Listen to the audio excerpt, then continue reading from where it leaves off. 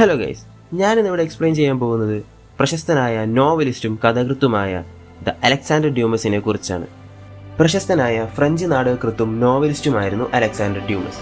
അദ്ദേഹം ജനിച്ചത് 24 ജൂലൈ 1802 ഫ്രാൻസിലെ വില്ലെ കൊട്ടറയിലാണ്. അദ്ദേഹത്തിൻ്റെ അച്ഛൻ നെപ്പോളിയന്റെ ഭരണകാലത്ത് പട്ടാളത്തിലെ ജനറലായിരുന്നു.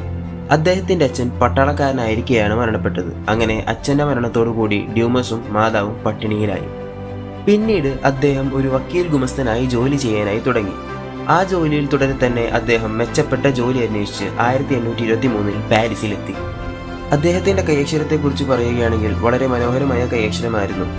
ഈ ഒരു കാരണം കൊണ്ട് തന്നെ ഫ്രഞ്ച് രാജാവായ ഓർലിയൻസിലെ ഡ്യൂക്ക് ഫിലിപ്പിന് കീഴിൽ ഡ്യൂമസിന് ജോലി കിട്ടി. പിന്നീട് 1824 അദ്ദേഹത്തിന് ഒരു തയ്യൽക്കാരിയായ സ്ത്രീയിൽ ഒരു മകനുണ്ടായി. ഡ്യൂമസും ആ സ്ത്രീയും വിവാഹിതരായിരുന്നില്ല. പിന്നീട് വർഷങ്ങൾക്ക് ശേഷമാണ് ഡ്യൂമസ് മകനെ അംഗീകരിച്ചത്.